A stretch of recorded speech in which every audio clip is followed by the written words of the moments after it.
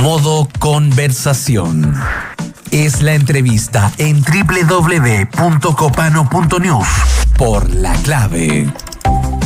Estamos en este momento muy honrados y hemos hecho todos los esfuerzos y lo logramos de tener al gran Gabriel Salazar, que está presentando a través de Seibo Ediciones su nuevo libro Recabarren, que, bueno, habla acerca de esta experiencia histórica. Por supuesto que es importante tomar y conversar, en especial cuando están pasando cosas en el mundo del trabajo, en el mundo de las ideas y en el mundo del cambio de los derechos y las personas en relación a toda esa interacción.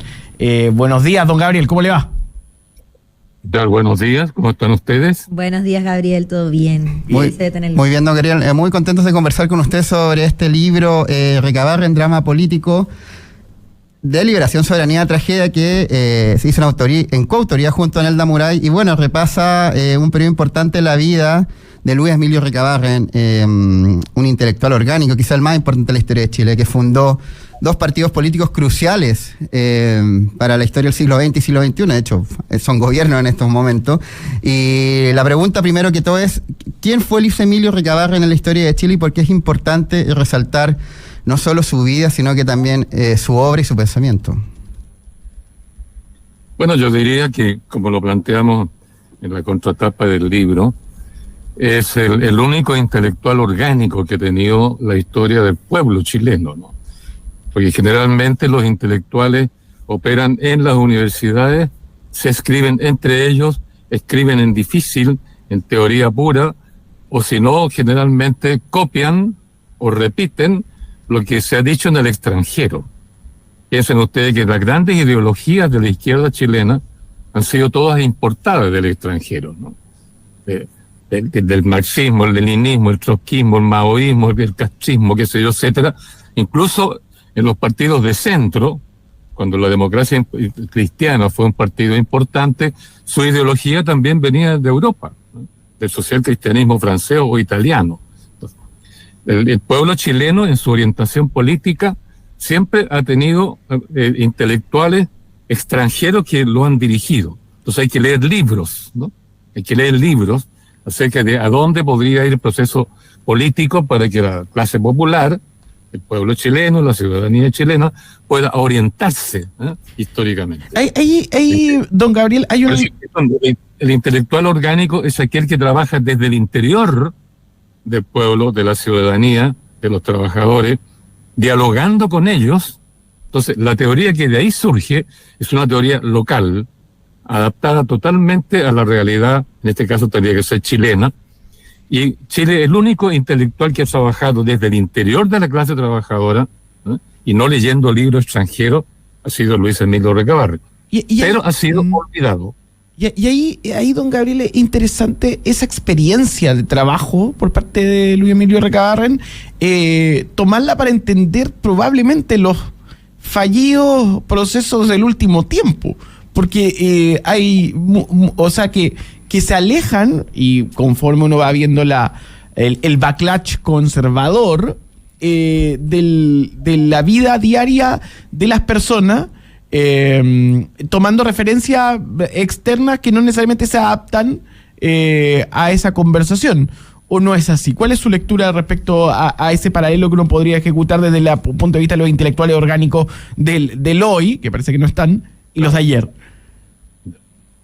No, fundamentalmente, repito lo que dije hace un rato, Recabarren es el único que observó la realidad chilena por sí mismo, con sus compañeros de trabajo, con sus compañeros de trabajadores de La Pampa. Bueno, él visitó todo el país, ¿no? Uh-huh. Y su pensamiento político, por tanto, emanaba del diálogo, de la conversación, el conversatorio, como diríamos hoy día, claro, que él mantuvo con las comunidades locales de ese tiempo. Fueran trabajadores, fueran mujeres, fueran comerciantes, porque, claro, él habló para los trabajadores porque estaba en La Pampa. Uh-huh. Pero su discurso incluía a las mujeres, incluía a toda la población, porque para él lo importante era que la comunidad local, hombres, mujeres, trabajadores y niños, se organizara y dialogando consigo mismo fuera construyendo un socialismo local. ¿te fijas? Él lo pensaba que el socialismo tenía que construirse primero en el Estado, en Santiago, para llegar a la localidad donde está la clase trabajadora. No, es al revés. Él quería que el socialismo se construyera entre los trabajadores, en el lugar donde ellos vivían y donde ellos trabajaban. Y en esa labor, don Gabriel... Por eso que, claro, su teoría tiene que ver con la población local, con el pueblo local, con la realidad local.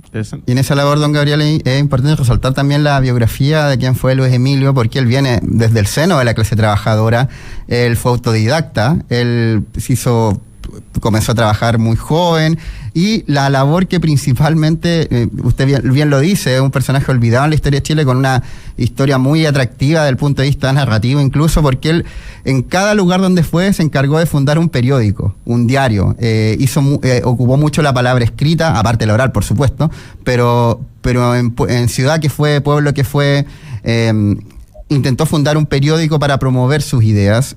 También muy importante el viaje que hizo a Europa, donde tuvo encuentro con algunos de los pensadores más importantes de ese momento, relacionados con los procesos que estaban pasando en la Revolución de Octubre, en la Unión Soviética, o los cambios que estaba ocurriendo en la Europa más occidental. Entonces, en ese sentido, ¿qué tan relevante es entender hoy que un intelectual orgánico que viene del pueblo, que como bien dice usted, no hay en el resto de la historia de Chile, hoy menos, y hoy también que las izquierdas piensan la política desde un punto de vista muy contrario a Recabarren? O sea, se hace en Santiago, se hace en algunas universidades, y de ahí se intenta exportar en algún lugar hasta el resto del Chile, hacia el Chile más popular. Acá es todo lo contrario. Luis Emilio Recabarren proviene desde la clase obrera profunda y desde ahí intenta promover, como bien usted dice, este socialismo chileno que incluso da vida a el Partido Comunista de Chile y al Partido Socialista. Bueno, sí, el mensaje central de Recabarren es construir el socialismo en el lugar, vuelvo a repetir, donde el pueblo vive y donde el pueblo trabaja. Es decir, el socialismo primero debe surgir en la comunidad popular, incluyendo mujeres, familias y los trabajadores, por supuesto. De ahí que la estrategia política de Recabarren es construir poder, soberanía en la localidad con los trabajadores. Y ahí su discurso entonces tiende a desarrollar la inteligencia popular para ir construyendo ese poder localmente, como dicen, en la comuna, en el municipio. Entonces, su estrategia política se centraba allí, en lo local. Por eso es que los partidos políticos eran secundarios, porque un partido político significaba ir a plantear los problemas del pueblo en el Congreso Nacional en Santiago, dentro de una Cámara legislativa dominada por la oligarquía. Bueno, él postuló a diputado, ganó una vez, perdió otra. Por eso, pero para él esa es una estrategia secundaria, porque el sentido de organizar un partido, meter diputados en el Congreso, era para agitar el problema del pueblo dentro del Congreso. Pero el poder popular no se construía allí, se construía donde el pueblo vive y trabaja. Es un socialismo local. Es el ejercicio de la soberanía popular en el territorio, no en el Parlamento. Eso era secundario, porque pensaba una estrategia de ser por tres vías. Una, el desarrollo local, que es lo más importante. Dos, tener representantes en el Parlamento, pero para agitar los problemas del pueblo allí. Ahí no se soluciona el problema del pueblo en el Parlamento, ¿sí? Sino donde vive y donde trabaja. Y en tercer lugar, la organización sindical, ¿verdad?, para luchar contra la empresa capitalista, contra los patrones en todas partes. Entonces, planteaba una estrategia por tres vías, donde la más importante es la local, el poder local, la soberanía local y el control popular del municipio, el socialismo municipal. Por ahí empezaba la estrategia de Recabarren. En ese sentido, don Gabriel, ¿por qué las izquierdas actuales, que Luis Emilio lo tenía muy claro, Luis Emilio Recabarren, había que fundar medios? Él se dedicaba a fundar medios, algo que la izquierda chilena acá hace tarde, mal y nunca, y cuando lo hace no le resulta mucho. Yo creo que si hoy día Luis Emilio Recabarren tendría un popular canal de YouTube y Twitch actualmente, si estuviera vivo. Sería la vía, el equivalente a lo que le estaba haciendo en su época. La izquierda hoy en día, primero, no hace eso, no funda medio, y segundo, tampoco hace lo que usted ya ha planteado en toda esta conversación, que es hacer un poder popular de las bases. La izquierda hoy en día aparece desde las universidades, de la clase media intelectual y a veces de la clase alta misma. ¿Por qué hoy en día no existe un Luis Emilio Recabarren, y si es posible, cree usted que existiera actualmente?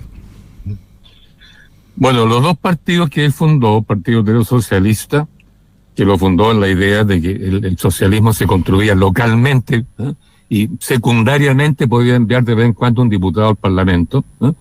Y el Partido Comunista lo fundó muy embrujado, por así decirlo, hechizado por su viaje a Rusia, lo que tú nos planteabas hace un momento atrás, ¿no?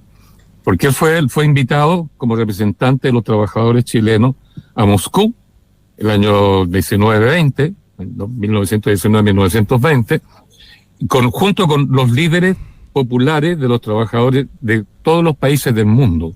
Entonces se juntaron miles de trabajadores en el Kremlin, se hizo una reunión para el Día de los Trabajadores allá, y Recabarren quedó fascinado. Marx había dicho, proletarios del mundo, unidos. Y ahí en Moscú, el año 1920, se juntaron miles de trabajadores de todo el mundo unidos, cantando la Internacional dentro del Palacio del Kremlin, con todas las luces encendidas, con orquestas sinfónicas de fondo, y Recabarren quedó absolutamente fascinado, maravillado, golpeado por eso. Además que fue en el momento justo, habían pasado 2 años de la Revolución de Octubre. Claro. Cuando vuelve a Chile, para terminar la idea, cuando vuelve a Chile, fascinado por eso, funda el Partido Comunista. Pero lo que él no esperó es que el partido que él fundó inmediatamente fue obligado de alguna manera a incorporarse a la oficina sudamericana de la Tercera Internacional manejada por Moscú. Y el Partido Comunista entonces se vio obligado a obedecer absolutamente todas las indicaciones, todas las directivas que le entregaba la oficina sudamericana de la Tercera Internacional. Es decir, se subordinó a Moscú. Y eso no lo esperaba Recabarren, porque él enseñaba la autonomía política del pueblo chileno, desde las bases y desde lo local. Y el Partido Comunista se le escapa, comienza a ser controlado desde fuera, y comienza el conflicto con él, y los jóvenes comunistas que se convirtieron al bolchevismo expulsan a Recabarren del partido, y lo atacan, y lo apedrean, lo insultan, y queda fuera.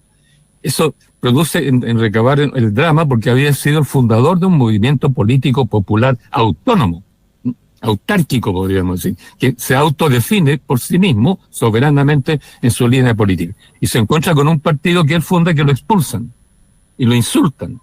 Y ese partido, con posterioridad al año 1921, desautorizó entre 3 y 5 veces, por lo que yo he podido contar, el pensamiento de Recabarren. Solo lo reconoció como fundador del partido, igual que el Partido Socialista, pero el proyecto político de Recabarren, su propuesta política, fue rechazada tanto por el Partido Comunista como por el Partido Socialista. Por eso es que desautorizaron, solo lo reconocen como fundador. Ustedes se fijan que nadie habla del contenido del programa de Recabarren. Solo el fundador del partido, le sacan el sombrero, qué sé yo, etcétera, etcétera, pero lo dejaron votado. Tan así que se suicidó finalmente, un par de años después, en 1924. Y se suicidó simplemente, o sea, no simplemente, se suicidó por la razón de que vio que sus ideas políticas no encontraban asidero en los muchos intentos de promover las que él hizo a lo largo de todo el Chile y en Argentina también estuvo asentado en algunos momentos importantes. Sí. No solo por eso, hay varias cosas. Uno, él era medio depresivo de por sí. Desde joven había sido un muchacho medio depresivo. De vez en cuando le bajaba un poco el ánimo, ¿no? Bueno, era depresivo de por sí. Y aquí se le juntaron muchas cosas. Uno, lo expulsaron violentamente del partido, los jóvenes comunistas que le llamaban en ese tiempo. Quedó medio aislado. 2, en ese mismo periodo, entre el 24 y el 25, los militares dan un golpe de Estado, ¿sí? Mandan cambiar al presidente Alessandri, disuelven el Congreso, convocan a una asamblea constituyente y llaman a Recabarren y a los trabajadores a participar libremente en esa asamblea constituyente. Entonces fue un golpe revolucionario, le dan la revolución hecha a Recabarren. Era cuestión de solamente apoyar y participar en la asamblea constituyente, porque los militares dijeron, ¿no?, que el pueblo en esta asamblea tiene que hacer valer su voluntad soberana en la nueva redacción, en la redacción de la nueva constitución. Pero Recabarren estaba fuera del partido. En ese momento sus propios seguidores lo habían aislado. Entonces él no podía dirigir el proceso revolucionario abierto por los militares por el lado de los trabajadores. Entonces él, como líder, te fijas, se encontraba que era líder, pero no podía liderar un movimiento revolucionario y que los milicos se lo estaban dando así en bandeja, ¿no?, en ese momento, en el año 24. Y en tercer lugar aparece el tema de que él ya no puede liderar su partido, ya no puede liderar el movimiento de los trabajadores, y con una depresión que tenía en camino ya hacía un tiempo atrás, el hombre no ve salida para su destino y se suicida, ¿no? Estamos esta mañana conversando junto a Gabriel Salazar de su última obra disponible a través de Seibo Ediciones Recabarren. Don Gabriel, estamos escuchando, bueno, todo lo interesante con respecto al libro y la figura de Recabarren. No puedo dejar de preguntarle por el presente y la elección que viene en 2 semanas. Además, nuestra comunidad lo está exigiendo. Y armar de alguna manera alguna construcción, alguna idea respecto a este pasado que nos recuerda a Recabarren y este presente. Y el sujeto del presente, ¿no? Que es muy distinto al que vemos en el pasado. En especial este sujeto, el presente trabajador, que hoy enfrenta crisis globales como la inteligencia artificial y se encuentra en un estado de descoordinación de sus propios compañeros. Y perdón, y la contraposición ahí de lo mismo que usted mencionaba respecto a Recabarren, la comunidad popular, la relevancia de las mujeres, de la familia, de los niños, en comparación a esta propuesta de constitución que tanto se ha comentado, específicamente el tema de las mujeres, por ejemplo. Sí, es interesante escucharlo y no puedo dejar de preguntar. Bueno, sí, la importancia de por qué citar a Recabarren hoy día, por qué traerlo a colación, por qué escribir un libro al respecto, y más encima presentarlo como una obra de teatro. Sí, también nos entra esa duda. Por varias razones. Uno, porque Recabarren vivió un periodo histórico sumamente parecido al que estamos viviendo hoy día. En ese periodo la clase política estaba absolutamente desprestigiada. No se hablaba de clase política, se hablaba de parlamentarismo. Los parlamentarios, el parlamentarismo, qué sé yo, tenía un desprestigio tan profundo como hoy día ocurre con los políticos y los partidos políticos. En segundo lugar, los mismos militares y los mismos trabajadores estaban planteando la necesidad de abrir un proceso, una asamblea constituyente libremente electa para cambiar esa constitución vieja del 1833, que era despótica, absolutista, y premoderna en su estructura general, ¿no? Y en tercer lugar, porque en ese periodo Recabarren estaba justamente tratando de mover al pueblo como pueblo, no como seguidor de partido político. Como pueblo, el socialismo para él era un movimiento de la clase popular, no de un partido. Él organizó un partido para promover precisamente que la clase popular fuera construyendo el socialismo por sí misma, como ya dije, donde vivía y donde trabajaba. Y eso incluía a la mujer. Es muy interesante que en las organizaciones de trabajadores, las sociedades mutuales de la época y de las mancomunales, incluso dentro del partido que fundó el Partido Obrero Socialista, Recabarren, mujer y hombre estaban en un mismo nivel. En un mismo nivel. Las sociedades mutuales incorporaron la mujer, porque estaba formada por socios, y podían ellas, pagando su cuota, estaban en igualdad de condiciones con el hombre. Dentro de las sociedades mutuales había absoluta igualdad hombre y mujer. Por eso que Recabarren, que se había casado muy joven, tenía 19 años, con una prima, hermana de él, que era mayor y que lo recogió cuando él se peleó, o mejor dicho, lo dejaron solo, una niña que estaba enamorado él de ella. Ella se fue y él quedó con una depresión tremenda. Ella no aguantó que él se estuviera metido tanto en política, de hecho me acuerdo, que en Argentina tuvieron hartos encontrones por eso. Claro, la prima mayor de él entonces lo recoge en ese momento de angustia, qué sé yo, lo trata de consolar, y bueno, se acostaron y tuvieron hijos, ¿no? Fue inevitable. Pero ella no era como él. Ella no era un activismo, como decía él, un agitador político. Ella no era agitador político. Él sí. Entonces había una discrepancia dentro del matrimonio, porque él recorría todo Chile dando conferencias y fundando periódicos, como decías tú, y ella no, quería familia, era una familia más tradicional, por eso se separan. Y él, entonces, posteriormente se juntan, nunca se casaron, con Teresa Flores. Teresa Flores era chiquilla cuando él tenía 19 años, cuando él tenía 27, ¿no? Se juntan y vivieron hasta su muerte. Ella sí que era activista. Ella promovió el movimiento feminista en el norte con las trabajadoras mujeres de La Pampa, ¿no? y fue una líder en ese plano. Entonces, él se junta con ella después en un mismo plano de activismo político.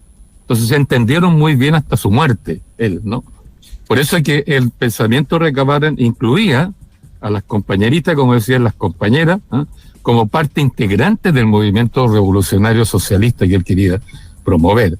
Entonces, por eso es que él, por los años 20, 24, 23, 24, era un líder social, era un líder cultural, fíjate, no tanto de un partido. Él, cuando fue electo para el Congreso, no asistió, no, por lo demás lo echaron, porque lo que él decía lo consideraron que era disolvente de la estructura política del país, de las leyes del país, ¿no? Entonces, por eso es que Recabarren representaba mucho más que el fundador de un partido. Era lo menos importante de la fundación de partido. Ustedes ven la película que hay, que entre paréntesis hoy día en el lanzamiento del libro la vamos a mostrar. Es una película corta para que muestra el funeral de Recabarren. Wow.